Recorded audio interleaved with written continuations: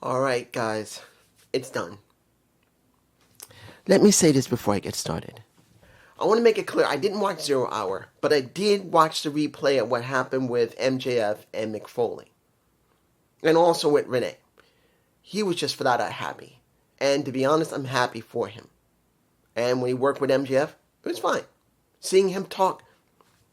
I gotta say this. What did I say for years about Darby Allin and Mick Foley? You guys tell me. Tell me, you guys. You tell me down below. If you remember when I've been talking about Darby Allin, did he always feel not like he was from Sting? That he was a Mick Foley. That he was the reincarnation in a sense of Mick Foley. That is what he is. That is always what he's been. He is Mick Foley's younger version of himself. And seeing that he spoke the way he did, that exonerated me. This epitomized exactly what I was saying for years. That Darby Allin is another version of Mick Foley, a younger version of Mick Foley, and he just said it himself. Not taking anything away from Sting, because he could be influenced from Sting as well. But his style of wrestling is not a Sting style. It has always been Mick Foley. Flat out, no questions, no nothing. That is it. And seeing that moment made me feel like I was right. Not because I know everything, but because it's obvious to see it, and you could feel it. And seeing that, and then seeing the end with Kevin Knight and what he did, makes me wonder this. Is this all we got for Darby? Now, many people say, dude, wait, aren't you jumping the gun here? Why don't you go through the show? I am going to. But I gotta pose this to you right now. Do you feel right about Darby going into the TNT title picture now? Instead of being here, where he should be for a while, he's now here. Let's go through the show first before I do any more thoughts and then final thoughts. First match, we get FTR versus CNC, as this is the last chance CNC gets. They have to go through an I Quit street fight, and then let me give you like this. Did I believe they're going to lose? No. I didn't believe that Christian and look, I know it's just too soon for Christian and Adam Copeland to retire. I just don't buy it now. I didn't buy it then, and I didn't buy it now. And I won't buy it now. They got at least a couple of more years left in them before they finally just hang it up flat out. And they can retire in AEW. Because they're not going to go to TNA. I'll be shocked if their contracts are up and they actually migrate to TNA. I would be shocked if they did that, which I know they won't. They'll retire in AEW, and they'll probably work as guys in the back. Unless one of them is going to go back to WWE and work as talent relations or something. It'll be AEW for life. They'll retire, they'll work in the back. So when this match was coming, it wasn't the fact I thought they were going to retire. They're going to quit. They're going to be done. No. This was how well they're going to make the match look and how well we're going to like that match. And this match was a good match. We got Beth coming back. And I'm going to be honest here. I wish Beth would have a run in AEW. I truly believe if Beth came back and did a run in AEW, it would really help.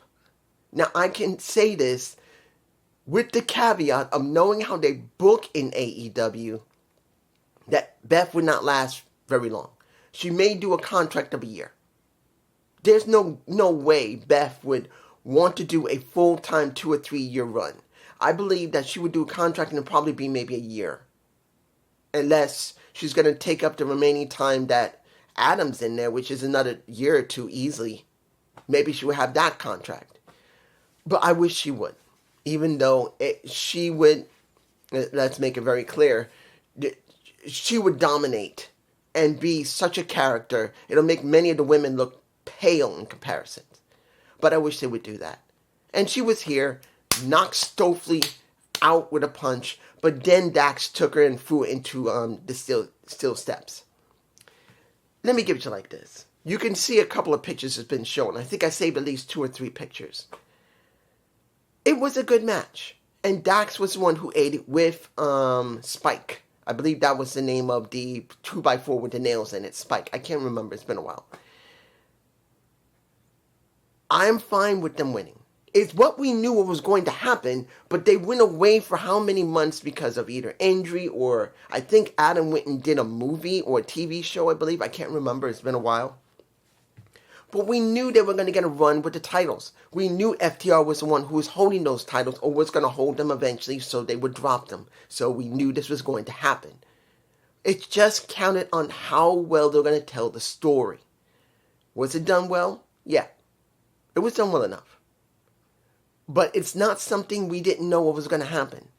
We knew it was going to happen. It just took a long time to be done. And that was out of this entire story, that's the problem.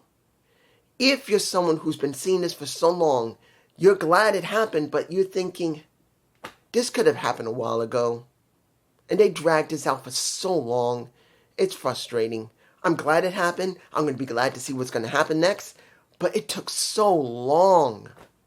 Either because of injury or because they wanted to do a movie or TV show. Moving on. Second match. Now, this was for me. I'll say this. This, for the women, was the second best match of the night. The second.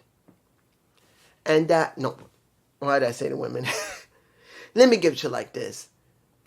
I compared this match, Okada and Kateska, to the women's matches. This was the second best in the match of the night, for me personally, compared to one of the women's matches. Now, mind you, there was one above the women. And it was obvious that's the best match of the night for me personally. But the best match of the night, then the women's match, comparing it, because it's on par with it. And comes right under it. If that makes any sense. It sounds like I just scrambled everything. Ugh. You know what? I'm going to be honest here. The humidity in New York right now is so bad. I am so congested. It's making me... that. And I've been coughing a bit. So if I'm a little not making much sense, I apologize. But honestly, you got the best match tonight. You got the women's match. And then you got this match. Which is the second match for the men. But Kateska versus Okada, I believe, was the best match of the night. Wrestling-wise. Not story-wise. Wrestling-wise. It was the best match of the night. Flat out. And I'm not a big Japanese wrestling fan. I'm not. I'm going by what it gave me. Because you can easily say that Moxley and Kyle O'Reilly match was better than it. Because it told a story. Because there was a story because of Moxley and because of it. And Kateska and Okada's story, yes, they have some history. But because of how they've been doing it over the last year, and it wasn't just pushed enough because they dragged it, dropped the story for me personally. The story just did not seem to be kicking due to the fact of how long they dragged it out and how it just seemed like, well, once Kateska went to New Japan Pro Wrestling, gained the title, came back, and then he was gone again, and came back again. It just felt like they needed Okada there, and then Okada wasn't there. And then they went to Jon Moxley, and then when John had to deal with Kateska, and it looked like they may actually try the craziness of trying to combine the two titles again, which I'm glad they didn't. It just didn't feel important storyline-wise. And I'm saying this not until after what just happened at the end of that match with I just want to make it very clear with Fletcher. I like him. And Kyle Fletcher, I do. And that's the reason why the story becomes better after the match. Because before the match, Okada and Kateska's match, the story didn't help. It wasn't enough. Now, was it a good Japanese strong style match? Yes, it was. Do I like the false endings? No. I don't like it. I don't like when they do way too many of them. And then have a kick out of one. And then do too many again. and then another kick out at one. It's just too many false starts. I don't like it. But I cannot say that the crowd wasn't into it, that much of the fighting in this match wasn't done well. And I have to say this right now. I want to say this right now. If you compare WWE's wrestling right now on Raw, SmackDown, and sometimes NXT, because at least you can say with some of NXT's matches, they feel organic, like they're natural, not so heavily over rehearsed. Like I said in Saturday night's main event, it felt so rehearsed. For the women's matches, the women's matches looked so rehearsed. Here, even with the women here, nothing felt rehearsed. It felt hard-hitting. It felt like it was natural, like they really were going all out. Like they've been able to practice and maintain their skill in the ring. This is what I'm going to say about AEW, even TNA to a good extent, that their wrestlers are still able to wrestle, and when they want to go outside of AEW, they can and keep up their skills. So this show felt very good. It felt like there was no rehearsals of doing the moves, that they weren't phoning it in, that it was done well. The storytelling, that's something entirely different.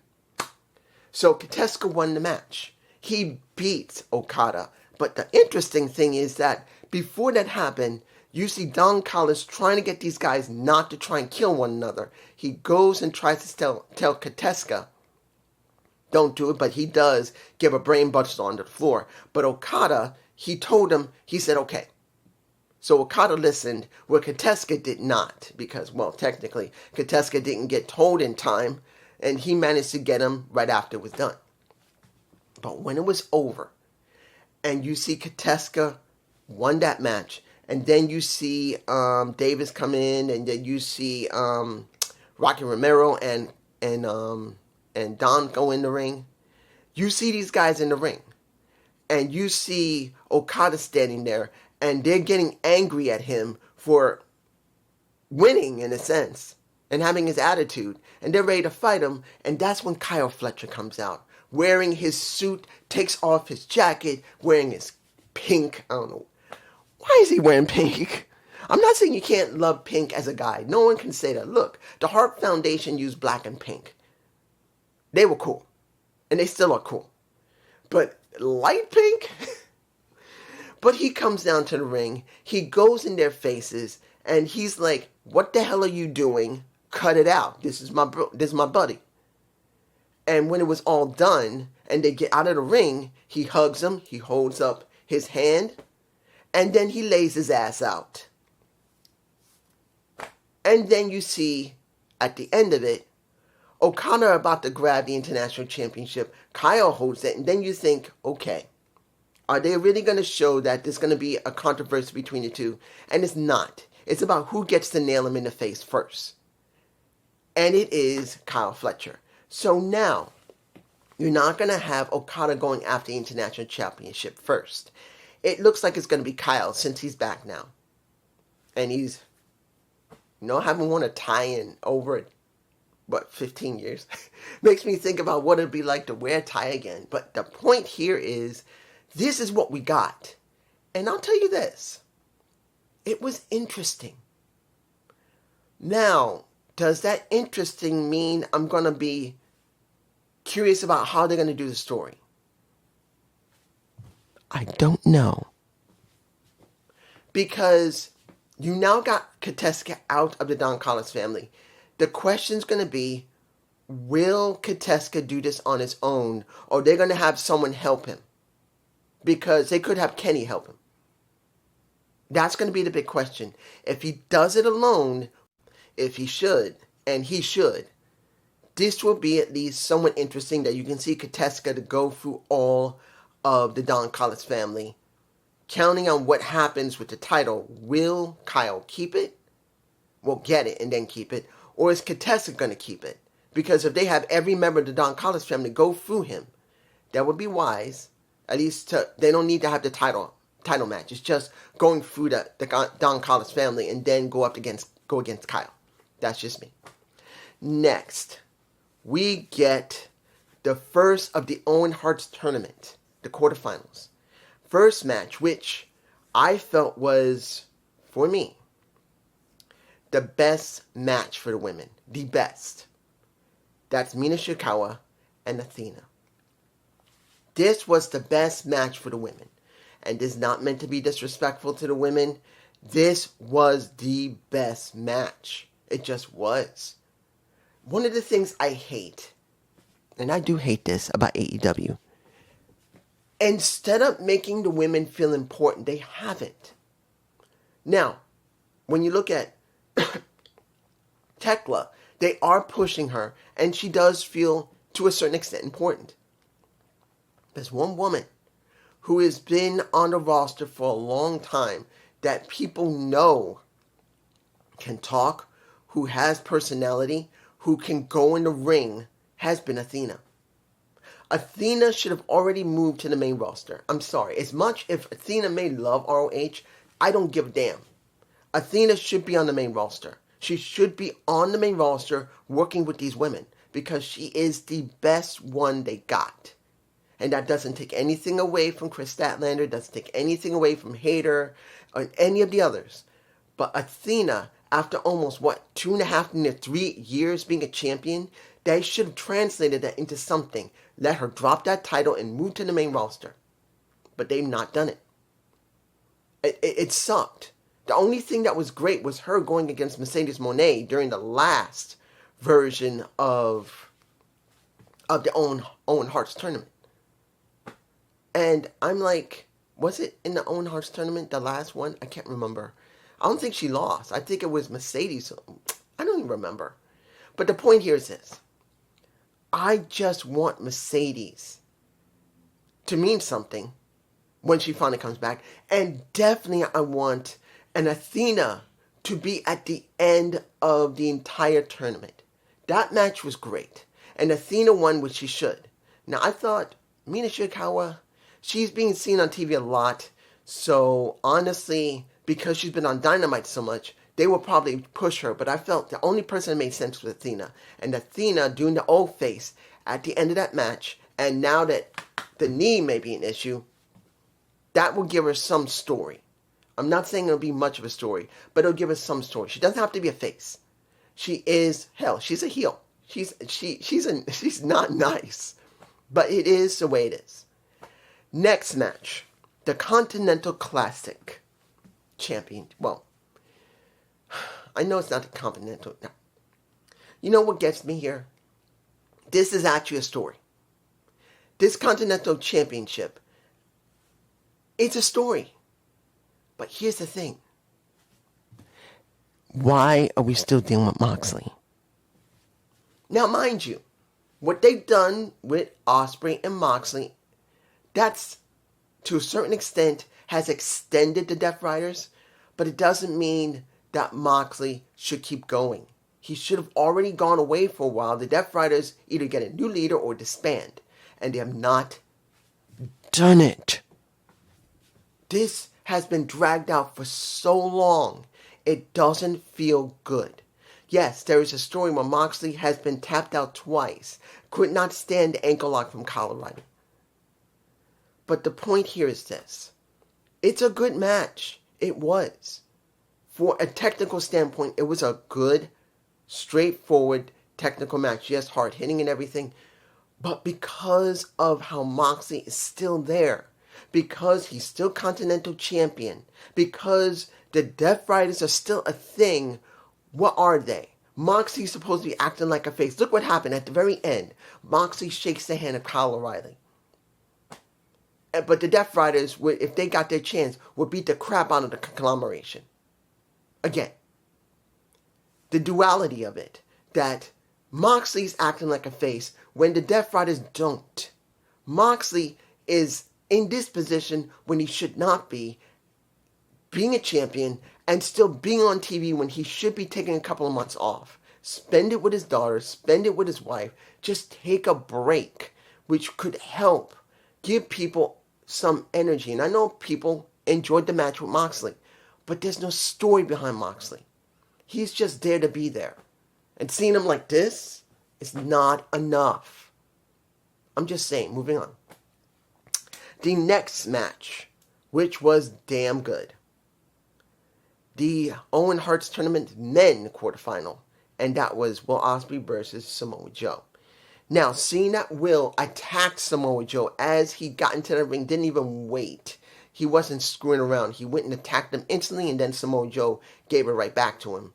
It was fine. The match itself was good. And now, because this is the story for a Will Ospreay, that he wants to win the Owen so he can go to All In and main event, which really seems to be the wisest thing because of his story that he had to go away because of serious neck injury. He came back. He had to come and basically face the one who put him out, which was Moxley, and not only face him, didn't win, but he learned that he had to let go of his rage if he wanted to become the best version of himself. That is the story. To become the best version of himself, he had to align himself with the guy who put him out in the first place. That's the way it looks. Is it the greatest story you can see? It's okay. So I don't expect him to lose too quickly in this Owen Hart's tournament. I'll be surprised if he lost. The match was great. Moving on to the next one. Swerve Strickland versus Bandito. Now here's the thing. This story is supposed to be about Swerve not wanting anyone to be the most dangerous man in AEW but himself. And then you have Bandito, who is the most wanted man in AEW.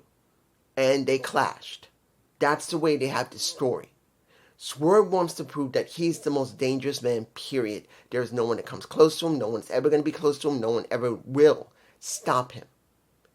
And Bandito is one of those people that's in his way. Do I believe it? No. Not because Bandito didn't do a great job in the match, because he did. That, I believe I got a shot of it, is in my face. Seeing that Bandito was able to take Swerve on his shoulders, standing on his shoulders, upright, then jumped off him and did a kick to the face, shows not only that Swerve got great balance, but Bandito is so damn physically strong for his size. Let's make this clear. That guy is muscle beyond recognition and got a great back that he was able to take another man, put him on his shoulders. He lifts him up, he lands on his shoulders and kicks him in the face. Bandito, great. But do I believe it? No. Because Bandito as ROH champion never meant anything on the main roster. He doesn't. And that's the problem. He was pretty good when he was working with Brody King as a tag champion because they got over on their own. Tony didn't get them over. They got over on their own. Him doing the damn Macarena with Brody King did get them over. But as a singles wrestler, nothing. Not on the main roster. And that was the problem. So the match was great. That stunt he did was great. But did I believe it? No.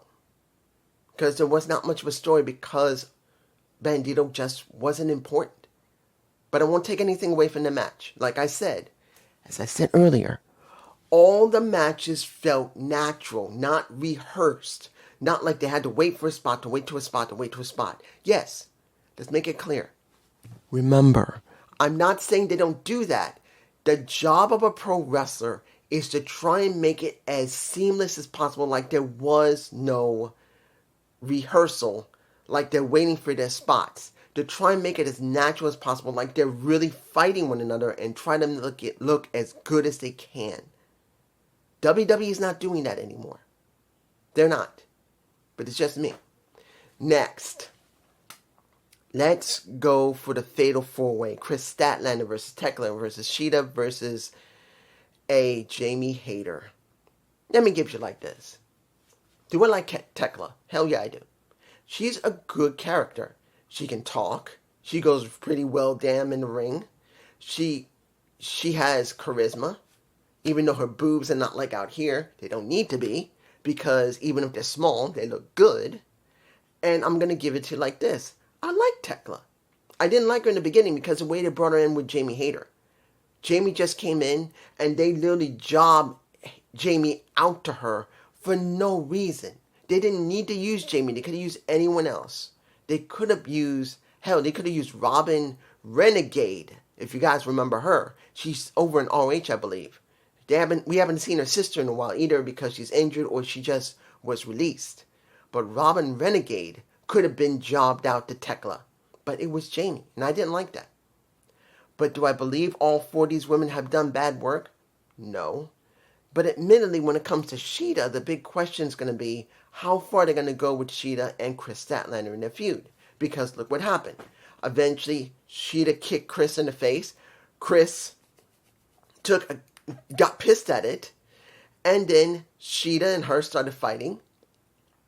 And then it made it very clear that they may be in a feud now. It's a big question if they are. Now, I do believe they are. Because the way that she went and swung her kendo stick, it makes it seem like their collaboration as tag champs, well, not tag champs, they're trying to become tag champs, is over. Excuse me. But you guys tell me below what you think. Was the tag team of Sheeta and Chris, did they mean anything? They've been teasing that Sheeta was going to betray Chris for a while because of Mina Shirakawa, so this has been like this. But the match itself was good. Tekla did well. Hayter looked very good, and so did Chris. So they did all do good work together. I'm not saying it was all perfect, because in a Fatal 4-Way, there's always going to be repetition. That's one of the things you need to understand. Repetition in a match is always going to be a big issue, especially in a Fatal 4-Way. 3-Way, it's a little easier, but in a Fatal 4-Way or more, it gets very, very repetitive. In certain ways, how they keep doing the same moves over and over again to try and nail one another. So they didn't do that bad of a job. It was okay. Tekla won. The question is going to be now, what is going to happen with Chris and with Sheeta? Is it a real feud now? Or are they going to start being friendly for each other and then later they're going to finally break up? Stampede. How did I feel about the Stampede match? I was worried about Davis getting popped in the eye. I was worried. I believe Davis was there. I was worried about him getting popped in the eye, probably with a chair, because they had to cover up his face. Hopefully he's okay. I didn't see how bad it was. And admittedly, at certain points during the show, if you guys didn't notice, we were getting dropouts, which, depending on the Louis Armstrong Arena, I've never been there. How good is transmitting in it? But I don't know what happened with him. But I'm going to say this. Was it a bad match for Stadium Stampede? No, but they've done this a lot. Now, mind you, the fans, it helped. They helped a lot in the Stadium Stampede. And seeing Satnam Singh had his moment with Andrade. That was, I don't know if I got a shot of it. I think I do. Any shots I have, I'll be showing. But I'm going to say this. Stadium Stampede as a concept, I wish would go away for about a year or two. And then they do it as a special thing. Instead of having a once a year Stadium Stampede match, I wish they would just stop it. This year, stop it for the next year or two. I say wait 2 or 3 years to do it again. Make it feel special that a Stadium Stampede must be used. And use a different group of people other than Chris, the Bucks, or anyone else. Use a different group of people only when it's necessary. That it's reached the point where Stadium Stampede must be invoked. And say it's been 2 years since Stadium Stampede, or 3 years since Stadium Stampede. Take it away for a while, make people miss it, and then bring it back. Because even though it was a good match, and at a feel-good moment because Chris Jericho managed to pin Khan from the Demand, what did it really give? Yes, we saw Mr. Ballhead get his ass handed to him. The only thing he didn't get was a Julius effect to the face or lion salt. But it felt like they needed something To me, for Ricochet, I mean, let's make it very clear. This is all about Ricochet screwing with Chris Jericho, and they need to do more with him. I'm not going to say that Ricochet's a nice guy because I've heard what he's been doing on social media. He's acting like a dick. But you guys tell me. Finally. The final match of the night. Title versus hair. MJF versus Darby Allin. I'm going to say that the vid packs throughout the show were okay. I will say they did good work with the majority of the vid packs. And seeing MJF walk past the table where the scissors were, clippers, was fine. Seeing that Darby was in a sewer and then had to climb out of it to technically get to where he was okay. The match itself was good. Let's make it clear. We don't normally see a bad MJF match, and we definitely don't see a bad Darby Allin match unless he gets hurt pretty badly. And especially what happened when they went to the Titantron, went to where the table with the Clippers were, and Darby decided to dive off and land on MJF and then clip the back of his head and he started bleeding. Let's make it clear. That was not good. That looked bad. He might have hurt. Hopefully he's all right. He doesn't have a concussion because you can get a concussion even when you cut your head. Let's hope he's okay. Did it feel overdramatic? No. It was okay. But the big question for me was, and I said this all the last couple of weeks, what are they going to do with Darby Allin? It was not about MJF. Whether he lost or won, now mind you, knowing that MJF could lose his hair if he lost would make things different, interesting, yes. This would be the second time we had a hair match. And this time it was for a title. Simple as that. This is the second time in history of the company. So it wasn't like they'd done tons of them back to back to back to back to back. So this is the second one. And it was for the top position. But the big question again was not about MJF. MJF was fine. He's been in the main event all the time. What were they going to do with Darby Allin? What were they going to do when he finally lost the title if it was to MJF? And we just found out. MJF beat him. He was wiped. He had nothing left. They put him on a stretcher. MJF stand over him. And I'll put that shot into my face. That was fine. Until Kevin Knight came out. Because MJF jumped out of the ring because he didn't want to deal with Kevin now because Kevin was going to get the next shot. But then, what did we really get? We get a Kevin Knight who's been a face, mind you. All this time, there's been no reason for him to turn heel. None. Even when Darby spoke to him, there was no reason for him to turn heel. None. What did we get? Kevin Knight, UFO splashing him. And then throwing his gurney to the floor. And they closed with that. I think I got Kevin in my face. How he looked. You're telling me you could have let Darby go away for a while, then deal with MJF again. He doesn't have to win the championship. He just needs to stay in the title picture. He just needs to stay in the main event, which he hasn't. They just took him from being here at the main event, 7 matches, defending, and that talk with Mick Foley in the ring. You went from here, and I think I even got a shot of that, of him talking with Mick Foley. You went from here to here for no reason. I don't know about anyone else. I don't know if JD is going to care about this. I don't know if Alex or Solid Monster. I don't know if anyone else. But that was a downgrade. That was a little drop that they just went. Tony Khan just went, well, Darby can't be in the main event now. We got to get rid of him. Let's put him down to Kevin Knight. Maybe because we're getting a Hangman Page return. Yes, he can't get the title back. He can't ever go for the title again. It doesn't mean he can't screw with MJF. Or Swerve Strickland for that matter. Or whoever else. If they're doing that because they want to put someone against MJF when they go to the next show. I think that was wrong. This was a possible... Let me put it like this. We all knew that they never fully valued a Darby Allin. That he was just going to get to the top there and then you're going to drop him like a stone. Like they've been doing with everyone that's been on the damn roster. Only one they don't drop like a stone is only a very few, and Darby Allin wasn't one of them. He's supposed to be the staple, one of the staples of AEW. They needed him to be in the main event. He's never been there. In all the years, he's never been at the main event and stayed there. He's always been near the main event and then dropped right back down to either TNT or dropped under it. And now they give him the title.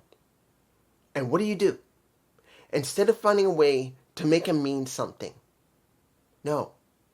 You drop them down to Kevin Knight's level as TNT champ. And you make it seem that when the next match comes between him and MJF, you're going to have Darby Allin come and fuck him over, where you're going to have Kevin Knight against Darby Allin. It looks like Darby may get the TNT title back. What was the point of his 7 run? What? Just for the hell of it? You needed him in the main event, whether I liked it or not. You have people that have been there from the beginning, and people believe him. He's a staple. One of these staples, one of the pillars of the company. You even had Excalibur talk about it when it came to him dealing with MJF since the very beginnings of the company. And you just took him from here, when he was champ, and then have Kevin Knight splash him, who was not a heel before, he was a face, and you just brought him here. I don't know if anybody else is fine with this. I don't feel like this is fine. It feels like they just wanted him out of the main title picture. Not wanting him out of the picture, but out of the title picture, so you can move on to the next person. I don't agree with this, but it's just me, and I hope you like this Double or Nothing review. Please give me a comment below. Peace.